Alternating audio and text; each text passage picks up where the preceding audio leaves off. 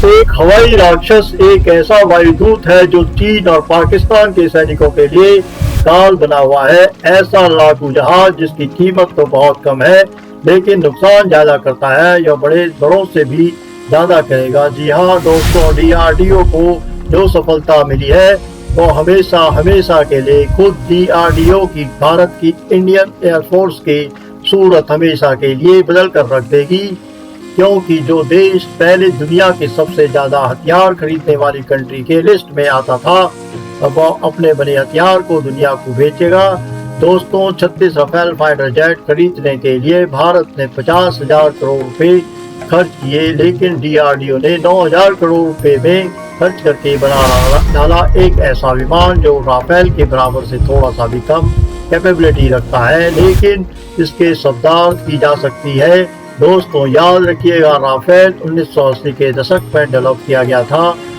कुछ नहीं कि इसके इंजन क्षमता ज़्यादा है, पर आज ही हम उसकी बात बता सकते हैं। जिस हवाई रक्षा की हम बात कर रहे हैं बहुत तेजस MK2 medium wait combat aircraft है, जो कि राफेल की तुलना में ज़्यादा बेहतर है, क्योंकि राफेल को सन 1980 के दशक में डेवलप किया गया था, लेकिन तेजस MK2 में डीआरडीओ ने वो करके दिखाया जो अभी तक कोई देश नहीं कर पाया। सच में दोस्तों, ऐसी इकोनॉमिक्स, इलेक्ट्रॉनिक वारफेयर सूट, ऐसे सेंसर, ऐसे रडार और ऐसे मिसाइल कैपेबिलिटी है तेजस मार्क 2 के अंदर, जो उसे राफेल के बराबर से थोड़ा सा नीचे लाकर खड़ा करती है। भारत ने 50,000 करोड़ रुपए में 36 राफेल खरीदे और भारत यहाँ सिर्फ 9,000 करोड़ रुपए में 100 से 1,000 तेजस MK2 विमान बना रहा है। कमजोर मत समझिएगा कि यह भारत में बने हैं, इसकी काबिलियत कम नहीं होगी। इसके फीचर आपको बताएंगे तो आपके पैरों तले से भी जमीन खिसक जाएगी। ध्यान से सुनिएगा, आपके कदमों के नीचे से भी जमीन हिल जाएगी।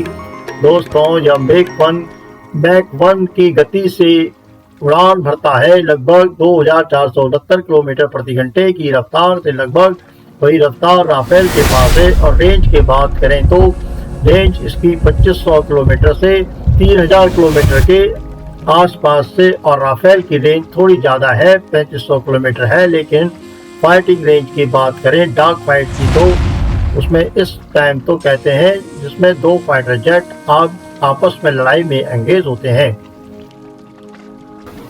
लेकिन बात राफेल की करें तो उसके अंदर पावरफुल इंजन है, और MK2 तेजस के अंदर सिंगल इंजन है, जो हमारे राफेल के पास में जो हमने खरीदा है फ्रांस से, वो डबल इंजन से लैस है। और इसलिए जो उसका इंजन का पावर है वो 50 किलो न्यूटन का थ्रस्ट जनरेट करता है, और इसी ताकत की वजह से 17,000 किलोमीटर का वेट वेपन लेकर चल सकता है। हमारा तेजस ज़्यादा 22,000 तक किलोग्राम का वेपन तेजस MK2 में है। तभी हार्ड पॉइंट क्या होते हैं, तो यहाँ पर मिसाइल लगाया जा सकते हैं तेजस M2 के अंदर है, लेकिन राफेल के पास 14 हार्ड पॉइंट हैं। अब ध्यान से सुनिएगा, हमारे MK2 की ताकत है जो अब सामने आएगी। सर्विस सेलिंग दोनों के बराबर है। सर्विस सेलिंग उसे कहा जाता है, उसे हाइट को कहा जाता है, जिस ऊंचाई पर एक लड़ाकू विमान उड़ान भर सकता है। और दोनों की सर्विस सेलिंग लगभग 50 किलोमीटर की है, लेकिन सर्विस सेलिंग का कोई वैल्यू नहीं है, क्यों फाइटर जेट हमेशा सरफेस के पास यानी कम ऊंचाई पर उड़ सकते हैं और अपने टारगेट को हिट करते हैं। ऊंचाई पर जाने का मतलब सिर्फ क्या होता है कि रडार से बचना है, तो आप ऊंचाई पर चले जाइए, वहां से रडार आपको पकड़ नहीं पाएगा, इसलिए ऊंचाई का इस्तेमाल किया जाता है। लेकिन जैसे ही आप नीचे आएंगे तो आपकी एडवांटेज खत्म हो जाएगी और वापस से रडार आपको कैप्चर कर लेगा। और क्षेत्र में क्या मतलब होता है, वह निशान है जो दुश्मन देश के रडार में दिखेगा, यानी कि जितना ज़्यादा क्रॉस सेक्शन कम होगा उतना ज़्यादा स्ट्रेंथ रहेगा उसे लड़ाकू विमान के पास, और बिना किसी कारणों का भनक लगे रडार को चीट करके दुश्मन की सीमा के अंदर घुस सकता है। अब इसके लिए डीआरडीओ को तेजस MK2 के अंदर लगाने वाला है। सामने से आने वाली किसी भी मिसाइल को पकड़ लेगा, यह पायलट को बता देगा, उसको यह वार्निंग देगा कि दुश्मन आपके ऊपर मिसाइल लॉन्च करने वाला है। आप अपना ट्रेजेक्ट्री चेंज कर लीजिएगा कि आप मिसाइल फायर कीजिए, पायलट फायर मिसाइल फायर करेगा और दुश्मन का मिसाइल है भ्रमित हो जाएगा। अब यह कैपेबिलिटी राफेल में थोड़ा सा ज़्यादा है और जो हमारा तेजस है उसमें थोड़ा सा कम है। इसके अलावा इसमें इंफ्रारेड सर्च और ट्रैक रडार लगा हुआ है। अब यह काम करता है, इसे भी थोड़ा सा गौर से सुनिएगा। चीन के पास 4.55 उनको यह आसानी से ट्रैक करेगा और ट्रैक करते ही अपनी हिट सीकिंग मिसाइल को छोड़ देगा। फिर सीकिंग मिसाइल उन्हें कहा जाता है जो जेट इंजन की गर्मी का पीछा करके टारगेट को निशाना बनाती है।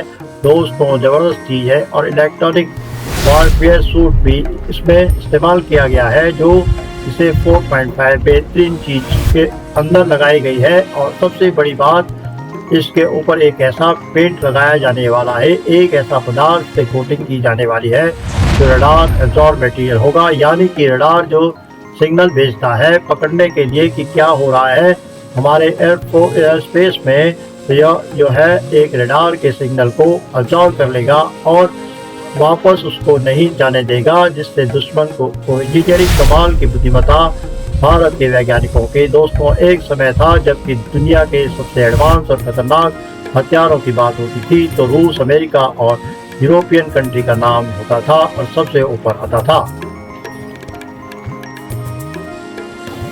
लेकिन अब वह बात पुरानी हो चुकी है, क्योंकि आज भारत जैसा विकासशील देश अपनी तकनीक क्षमताओं से दुनिया को चौंका रहा है।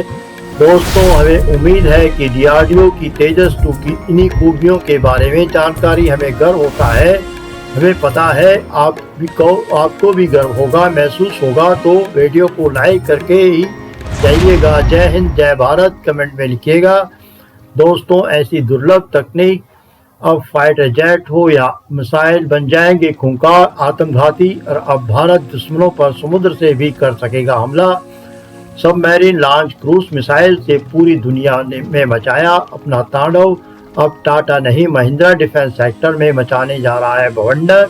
आत्मनिर्भरता की ताकत से रूस को भी हिला डाला। जी हाँ दोस्तों, इस समय भारत डिफेंस सेक्टर में बड़ा बदलाव करने के लिए बड़े शिद्दत से जुड़ गया है। डिफेंस सेक्टर को पूरी तरह से आत्मनिर्भर बनाने के लिए प्राइवेट वारफेयर स्पेस कंपनियों की एंट्री धनाधन हो रही है, जो कि DRDO को भी पीछे छोड़कर डिफेंस सेक्टर में ऐसी टेक्नोलॉजी डेवलप करना शुरू कर दिए हैं कि चीन, रूस और अमेरिका सभी के होश उड़ गए हैं। दोस्तों जैसा कि हम सबको पता है कि रूस, चीन, अमेरिका, जापान और फ्रांस, यह सभी कंट्रीज डिफेंस सेक्टर में पूरी तरह से आत्मनिर्भर हैं।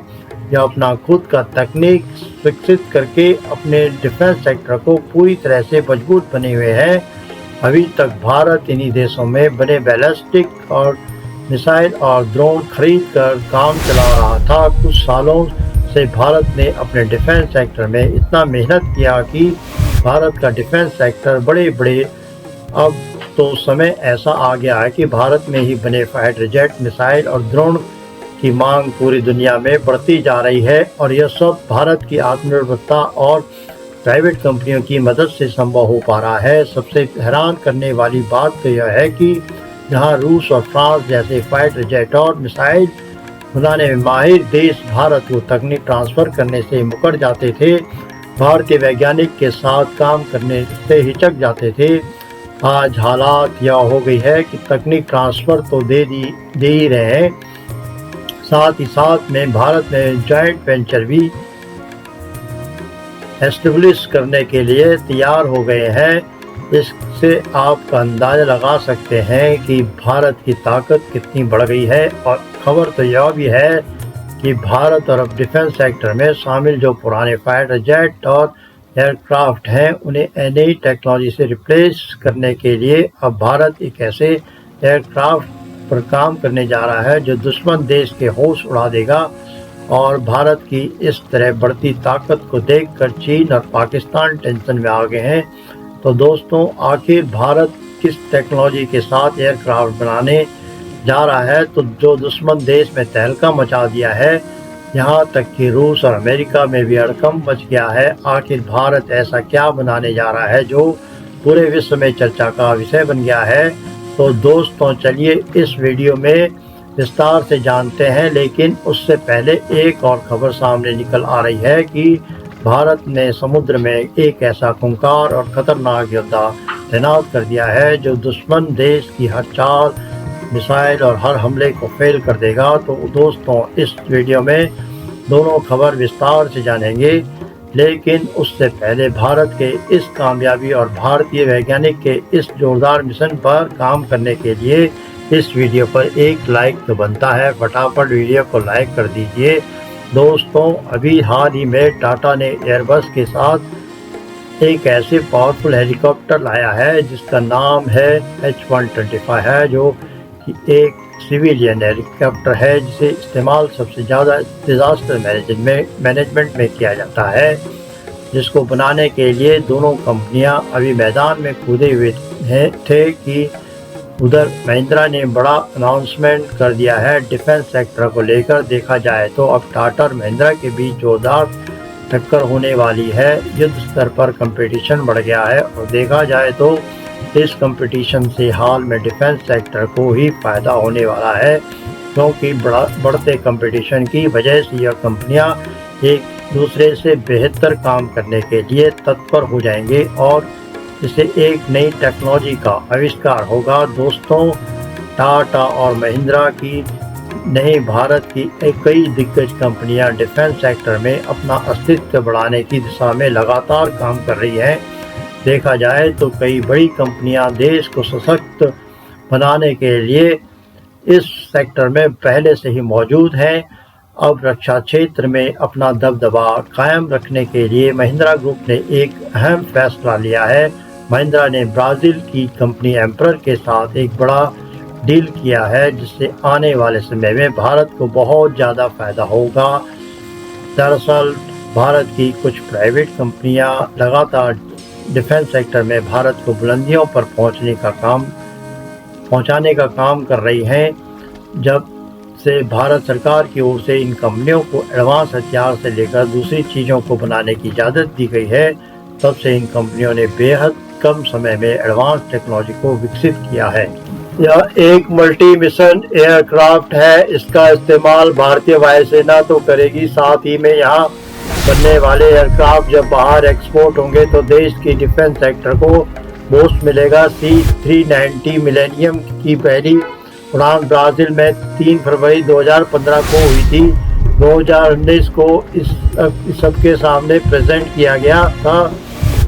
तब से अब तक 9 विमान बन चुके हैं, जिसका इस्तेमाल फिलहाल ब्राज़ील, पुर्तगाल और हंगरी की वायुसेना कर रही है। इस विमान को 3 लोग मिलकर उड़ाते हैं, जिसमें 2 पायलट और 1 लॉर्ड मास्टर होता है। दोस्तों अब इस एयरक्राफ्ट की खासियत से आपको रूबरू करवाते हैं। जब आप इसकी खासियत सुनेंगे तो आप भारतीय होने पर गर्व करेंगे और आप यही कहेंगे कि भारतीय डिफेंस सेक्टर में इसे शामिल करने का जो विचार बनाया है बहुत अच्छा है। दुश्मन देश चीन और पाकिस्तान को इससे बड़ा सबक मिलेगा। दरअसल दोस्तों यह multi mission C-390 millennium medium size transport aircraft की लंबाई 115 फीट है। इस विमान में एक बार में 23,000 किलोग्राम फ्यूल आता है, जो इस पूरे साजो सामान के साथ इस एक बार में 5,020 किलोमीटर की रेंज तक उड़ान भरने की ताकत देता है। इसकी मैक्सिमम स्पीड 988 किलोमीटर प्रति घंटा है। यह एयरक्राफ्ट मैक्सिमम 36,000 फीट की ऊंचाई तक जा सकता है। इस एयरक्राफ्ट में ऐसी टेक्नोलॉजी का इस्तेमाल किया गया है जिसकी वजह से इस पर हमले का कोई असर नहीं पड़ेगा। यह दुश्मन को चकमा देकर आसमान की छाती को चीरते हुए अपने काम को अंजाम दे देगा। इसका इस्तेमाल डिजास्टर मैनेजमेंट में भी किया जाएगा। दोस्तों अब आप लोग सोच रहे होंगे कि महिंद्रा को एयरक्राफ्ट बनाने का उतना ज़्यादा एक्सपीरियंस तो है नहीं, फिर कैसे इतना पावरफुल एयरक्राफ्ट बनकर तैयार हो गया। तो दोस्तों आपको बता दें कि महिंद्रा भले ही इस क्षेत्र में उतना अनुभवी ना हो, पर ब्राज़ील की जो कंपनी है एम्ब्रेयर, वह इस क्षेत्र में काफ़ी माहिर है, क्योंकि वह पहले से ही काफ़ी पावरफुल एयरक्राफ्ट बनाने वाली कंपनी है। जब एम्पायर अपनी टेक्नोलॉजी ट्रांसफ़र महिंद्रा को देगी तो महिंद्रा एयरस्पेस के अंदर बनाएगी। इसरो ने तीसरी पीढ़ी के मौसम अवलोकन उपग्रह इनसैट 3DS को लॉन्च किया। 27.5 लगभग 52 फीट लंबे geosynchronous satellite launch vehicle GSLV F-14 को श्रीहरिकोटा के सतीश धवन अंतरिक्ष केंद्र से इनसैट 310 के साथ उड़ान भरी। लगभग 20 मिनट की उड़ान के बाद 2274 किलोग्राम वजनी इनसैट 310 को जियो सिम ग्रांस ट्रांसफर ऑर्बिट में स्थापित कर दिया गया। दोस्तों, इसरो के पास अभी ऐसी कई और मिशन हैं जो भारत को स्पेस एजेंसी इसरो को दुनिया की सबसे सफलतम एजेंसी बना देने की ताकत रखते हैं, जिससे ऐसी जानकारी बाहर निकल कर आया है कि अंतरिक्ष में तैनात हो गया भारत का सबसे एडवांस खबरी लॉन्च हुआ इनसैट 310 सैटेलाइट बाद मौसम के। लेकिन असलियत दोस्तों, अब आखिर इसरो ने फिर रचा इतिहास।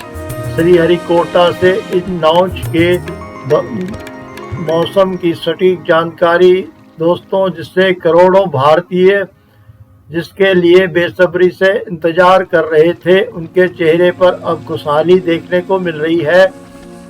इसको करने के बाद इसरो ने वैज्ञानिक अपने आप पर गर्व महसूस कर रहे हैं। दोस्तों, अभी आपने देखा ही था कि इसरो ने 6 महीने पहले चांद पर बवंडर मचाया था और उसके बाद सूरज पर फिर पहरेदार तैनात कर डाला है, वह भी ऐसी